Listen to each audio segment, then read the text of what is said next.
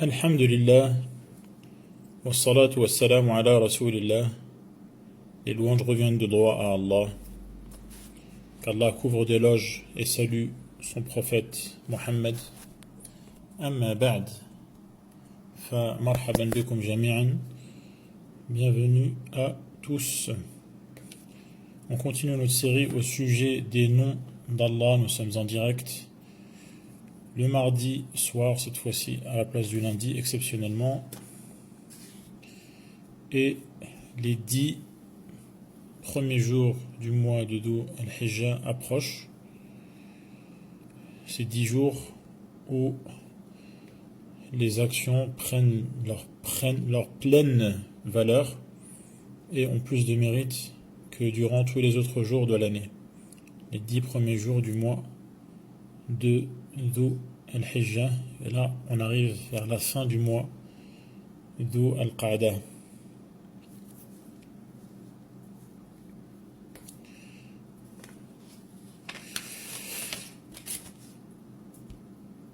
Et donc, la dernière fois on s'était arrêté en pleine explication du nom d'Allah Al-Hakim. Et donc je vais reprendre ici les éléments qu'on a mentionnés la dernière fois et je vais terminer l'exposé au sujet de ce nom. Al-Hakim, donc qui est dérivé de la racine Hakama, qui évoque la notion de maîtrise et de parfaite sagesse. Et donc, Al-Hakim, Allah, Al-Hakim, c'est-à-dire qu'il a pour qualité la hikmah, et donc il est parfaitement sage et il tranche avec une parfaite justice entre ses esclaves. Car la hikmah signifie posséder une large connaissance en étant donc au fait des tenants et des aboutissants, c'est-à-dire de tout ce qui permet de prendre la bonne décision et d'estimer chaque situation telle qu'il se doit.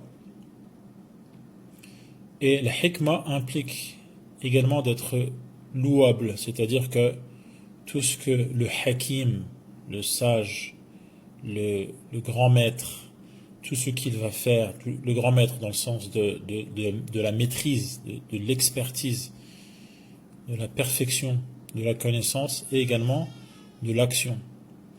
Puisqu'il est hakim, il sera donc très louable, c'est-à-dire que tout ce qu'il dit ou tout ce qu'il fait ne peut attirer de la part d'autrui que les remerciements, les compliments.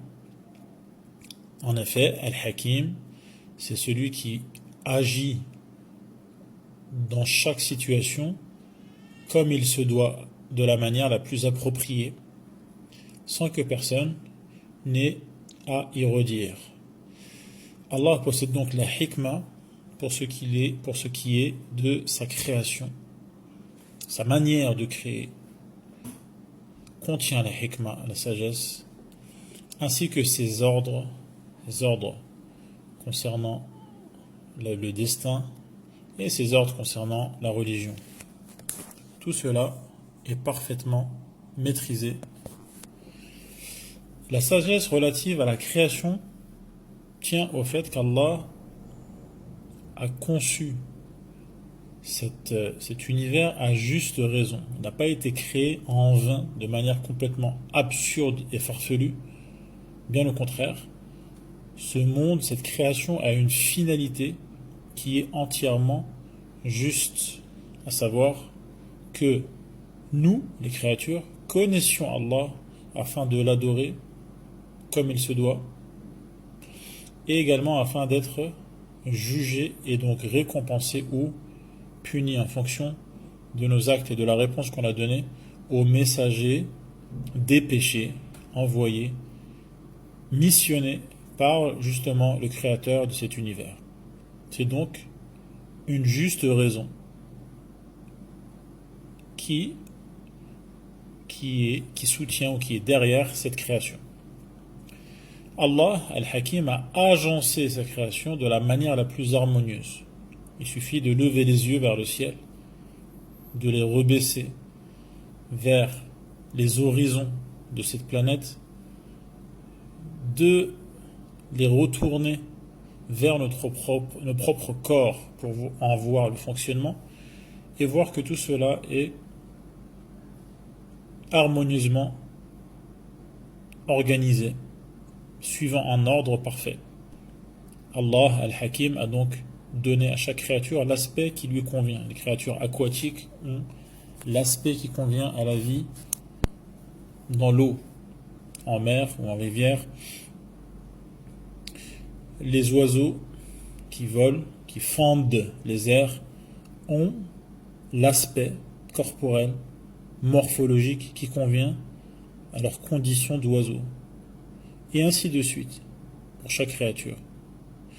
Allah a même donné à chaque partie qui constitue chaque créature, et donc chaque membre, chaque organe, l'aspect le plus adéquat dans l'ensemble qu'il constitue et qui est le corps.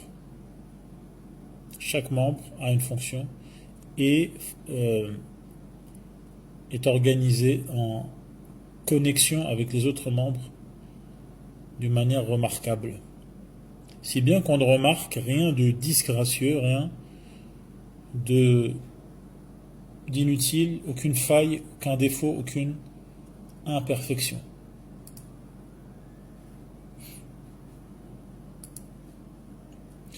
On peut même aller plus loin en disant si toutes les intelligences s'unissaient pour proposer un type de création meilleur que ce qui existe déjà, eh bien ces intelligences en seraient tout simplement incapables.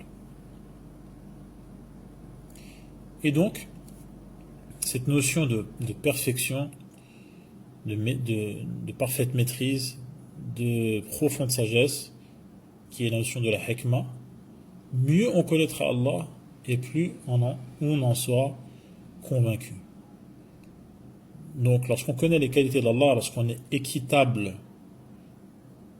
et qu'on ne s'oppose pas à la vérité, qu'on la reconnaît lorsqu'elle apparaît, lorsqu'on a pour foi qu'Allah détient la perfection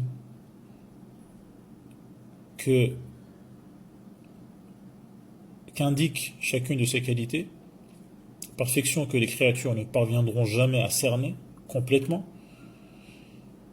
et que la perfection d'Allah est bien plus importante et plus imposante que toute perfection concevable ou imaginable, lorsque ces notions grandioses, profondes, bouleversantes pour les personnes douées de raison et les personnes sensibles à ces réalités, lorsque ces notions habitent notre esprit, elles sont bien présentes, on comprend que les actes d'Allah, que les créatures réalisées par Allah et tout ce que Allah leur a accordé représentent en fait ce qu'il y a de plus parfait, de plus beau, de plus harmonieux et de mieux fini. Telle est l'œuvre d'Allah qui a tout façonné à la perfection, comme on peut le lire dans Surat An-Naml, les fourmis. En matière de perfection et de beauté, l'acte dépend de l'acteur. Donc, mieux l'acteur sera, mieux l'acte réalisé par cet acteur. L'acteur dans le sens de celui qui agit, bien entendu, le sujet, celui qui réalise l'action. Plus il sera parfait, et plus ses actes le seront également. Et donc ces actes, la beauté de ces actes, la perfection de ces actes, dépendent de la beauté de celui qui agit lui-même et de sa perfection lui-même. Également, la décision est attribuée à celui qui l'a prise. Lorsque la décision est une bonne décision, on peut en déduire que celui qui a pris cette décision est quelqu'un qui réfléchit bien, quelqu'un qui raisonne comme il se doit, quelqu'un qui est capable d'analyser une situation et de répondre, de donner la meilleure réponse qui convient à un cas de figure précis. Or, comme personne ne ressemble à Allah, laysa kamithlihi shay, rien ni personne ne peut ressembler à Allah, ne peut être comparé à Allah pour ce qui est des qualités, pour ce qui est de la grandeur, pour ce qui est de la beauté. Aucune comparaison n'est possible entre le Créateur et la créature. Également, personne ne ressemblera à Allah pour ce qui est des actes. Les actes réalisés par Allah seront forcément plus grandioses, plus beaux, plus parfaits que les actes réalisés par nous, les faibles mortels. Allah a d'ailleurs mis ses esclaves au défi. Il a lancé un défi à ses esclaves, le défi de trouver un défaut ou une quelconque faille dans les éléments qu'il a créés. On peut le lire dans de nombreux passages du Coran. Et donc celui qui, par étourderie ou par culot, prétendrait trouver une faille dans cet univers, un défaut de fabrication, celui qui prétendrait cela afficherait au grand jour sa folie, son ignorance devant toutes les personnes raisonnables. Et si défaut il n'y a pas, eh bien, c'est que ce monde a été créé de la manière la plus hakima, et donc de la manière la mieux maîtrisée, ce qui est donc le sens de al-hikmah. Et celui qui a cette qualité est al-hakim. Concernant la sagesse, on a vu donc la sagesse relative à la création. Concernant la sagesse d'Allah relative à ses lois et à ses ordres, on remarquera qu'Allah a instauré un règlement. Il a fait descendre des livres, Al-Tawrah, à Moussa, Moïse, Al-Injil, à Isa, Jésus, Suhufi Ibrahim, les feuillets de Ibrahim, wa Moussa, les feuillets de Moïse également. Et le dernier des livres, donc également Az-Zabour pour David. Et le dernier des livres est le plus grandiose et majestueux qui est Al-Qur'an, le Coran, révélé à Muhammad, à lui et à ses frères prophètes, éloge et salut. Allah a donc fait descendre des livres contenant des lois. Il a envoyé des messagers, tout cela, afin que les gens le connaissent et l'adorent, comme Allah l'affirme. Allahu alladhi khalaqa sab'a samawati wa min al-ardi mithlahun yatanazzalu al-amru baynahun lita'lamu anna Allah ala kulli shay'in qadir wa anna Allah qad ahata bi kulli shay'in ilma. Allah affirme qu'il a créé ce monde céleste et terrestre afin qu'on le connaisse et qu'on sache qui il est, quelles sont ses magnifiques qualités. Et donc, l'aimer, le redouter et espérer sa récompense, et ainsi l'adorer comme il le mérite.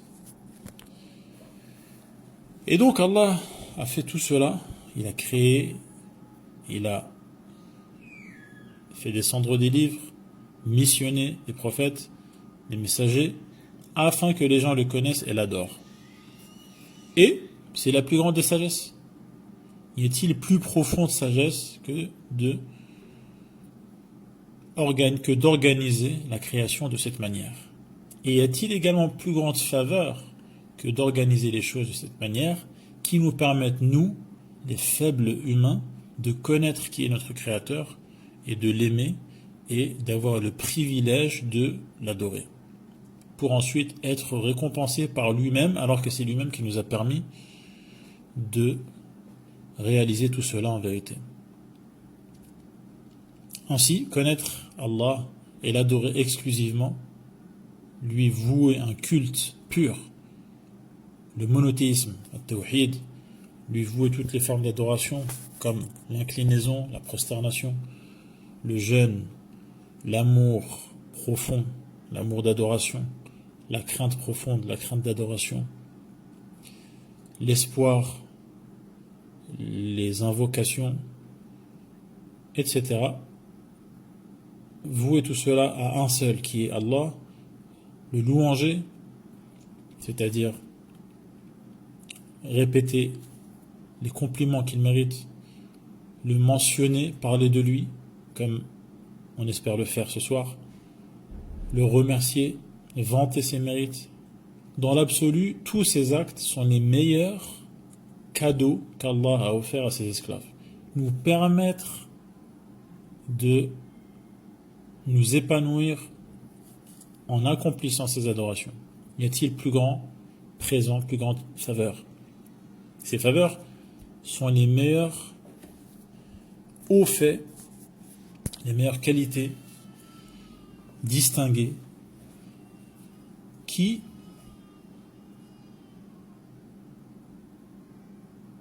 sont la marque des gens à qui Allah a fait cette énorme faveur.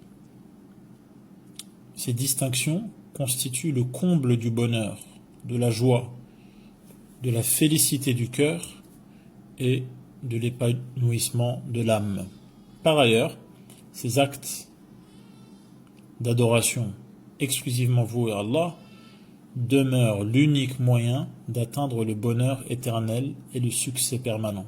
Il n'y a pas d'autre moyen d'être heureux sur terre et dans l'au-delà que de se tourner exclusivement et entièrement vers le créateur de cet univers et l'adorer.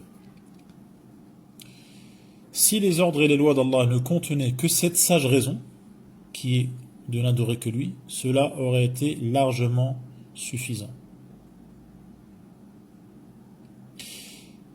Celle-ci, cette sage raison, la sage raison de notre création, est en effet la source de tous les avantages. Elle est le plaisir le plus intense. Elle est le plus important moyen et la plus noble fin. Aussi bien d'un point de vue de la fin, la finalité de l'adoration, que le moyen qu'est cette adoration, de se rapprocher d'Allah et de bénéficier de sa récompense, il n'y a rien de plus sage. C'est pour cette sage raison que la création a vu le jour. C'est pour cette sage raison que la rétribution fut établie. La rétribution, c'est-à-dire la récompense ou la punition. C'est pour cette sage raison que le paradis et l'enfer furent créés. C'est pour cette sage raison que les lois relatives à la religion, et donc la charia, les règles de l'islam, et les lois relatives à la rétribution, c'est-à-dire la justice qu'Allah rendra dans l'au-delà, en punissant ceux qui le méritent et en étant indulgent et bon envers ceux à qui il a voulu faire une faveur. Pour cette sage raison, donc, qui soutient les lois religieuses et la rétribution fixée par le roi, Jabbar, le roi Allah subhanahu wa ta'ala al-Hakim. C'est pour cette sage raison donc que tout cela s'applique à sa créature. Par ailleurs, les lois d'Allah comportent toutes sortes d'avantages. Les faits qu'il relate, donc les histoires qu'on peut lire dans le Coran, les hadiths qu'on peut feuilleter, tous ces faits inondent nos cœurs de savoir, un savoir utile, une vraie connaissance, qui ne sont pas de simples informations, comme pourrait glaner celui qui surfe sur Internet ou qui consulte un vulgaire journal. Non, les informations qu'on trouve dans le Coran sont le savoir utile qui inonde le cœur et qui lui procure des convictions qui sont saines et épurées et qui permettent aux musulmans de marcher droit et de se débarrasser de ses vices. Et ces connaissances alors acquises sont une véritable mine d'or. Les ordres donnés par Allah sont également tous à notre avantage. Lorsqu'Allah nous ordonne de faire une chose, en fait c'est pour notre bien. Et ces ordres donnés par Allah, ces obligations, ces contraintes religieuses sont à notre avantage et engendrent des bonnes habitudes qui font de nous des gens bien, des gens de vertu. Cela fait naître chez le musulman la bravoure, les bonnes actions, la parfaite manière d'agir et également, en plus, l'énorme récompense. Également, tous les interdits fixés par Allah, Al-Hakim, sont confirmés par la raison saine et l'instinct naturel. La raison saine, les gens qui réfléchissent comme il se doit, sans avoir une réflexion erronée par l'éducation ou par la culture ou ambiante qui aurait détourné la faculté de raisonner de sa nature. Ceux qui ont gardé un instinct naturel encore intact et pas altéré et travesti, ces gens-là confirment que les interdits qu'il y a dans l'islam sont des interdits qui sont fondés. Car ils ne concernent ces interdits que ce qui nuit, ce qui est mauvais, à la faculté de raisonner, donc ce qui altère notre faculté de raisonner, comme l'alcool par exemple, ou les substances qui altèrent la raison, la faculté de raisonner, ou ces interdits sont des choses qui nuisent aux bonnes manières ou qui nuisent à l'honneur de l'humain, à sa dignité, ou qui nuisent à l'intégrité de son corps, qui sont mauvaises pour sa santé, ou qui nuisent à ses biens, donc qui aboutissent au gaspillage des biens matériels, ou à leur altération, ou à des dommages matériels ou corporels, donc comme on l'a dit précédemment. Voilà pourquoi ces choses sont interdites. Parce que elles ne sont absolument pas dans notre intérêt. Bref, pour conclure au sujet de ce nom, Al-Hakim, la loi divine appelle à tout ce qui est complètement ou majoritairement avantageux. C'est-à-dire que lorsqu'il y a une obligation religieuse, et donc un ordre à laquelle la loi d'Allah nous appelle, c'est que cette chose à réaliser, cet acte à réaliser, à accomplir, il est avantageux, soit complètement, c'est-à-dire à 100%, ou majoritairement avantageux, c'est-à-dire que vu de manière globale, cela est à notre avantage. Également, les interdits qu'on trouve dans les lois de l'islam, les choses qui sont interdites, qui sont haram, elles le sont parce qu'elles sont complètement ou majoritairement nuisibles. Elles sont nuisibles, elles sont mauvaises pour nous. Donc on a dit pour nous, c'est-à-dire pour notre raison, ou pour nos bonnes manières, ou pour notre honneur, ou pour l'intégrité de nos corps, ou de nos biens matériels, eh bien cela est nuisible, soit à 100%, soit en majorité, de manière majoritaire. C'est-à-dire qu'il peut y avoir quelques aspects qui peuvent paraître à vous présenter un quelconque intérêt, mais les méfaits sont bien plus importants. Allah est donc parfaitement sage, aussi bien dans ce qu'il crée que dans les ordres ou les interdits qu'il fixe dans ses lois. qu'il s'agisse des généralités ou des détails. Les lois régissant la rétribution des actes sont également en parfaite harmonie avec cette sagesse, c'est-à-dire qu'on retrouve également cette sagesse le jour du jugement, lorsqu'Allah tranchera et lorsqu'il rendra la justice. Sa punition ou sa récompense sera également basée de cette sagesse, puisqu'il est Al-Hakim. Wallahu a'lam. Voilà donc au sujet de ce nom. Je vous donne rendez-vous, Inch'Allah, lundi prochain, Inch'Allah, à la même heure. Wassalamu alaikum wa rahmatullahi wa barakatuh.